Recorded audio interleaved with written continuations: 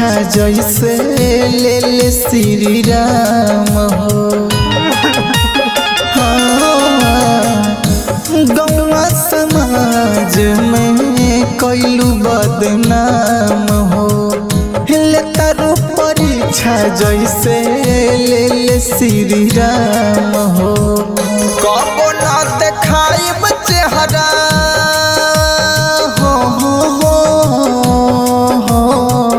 कबो ना देखाइब चेहरा सच कहतानी तू आबाद रह बर्बाद ठीक बनी तू आबाद रह बर्बाद ठीक बनी।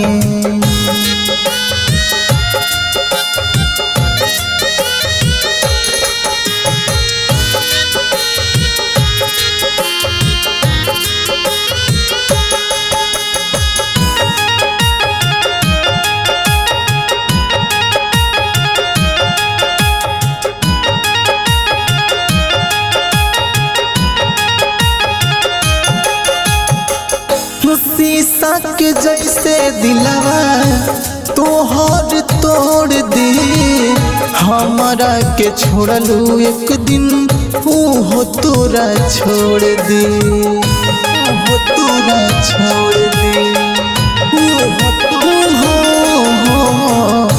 शीशा के जैसे दिलवा तोहर तोड़ दे हमारा के छोड़लू एक दिन ओहो तोरा छोड़ दे।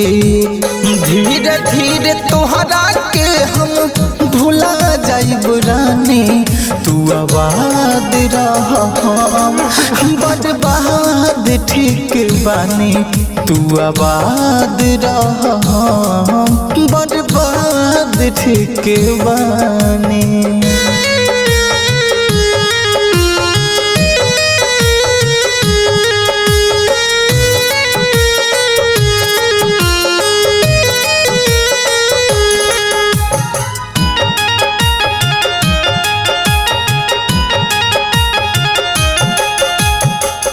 जानतानी तुहके भूलाल नइखे आसान हो। बाकी ऐसे मिलब जैसे बड़ुआ न जाने हो न जाने हो। जानतानी तुहके भूलाल नइखे आसान हो। बाकी ऐसे मिलब जैसे बड़ुआ न जाने हो।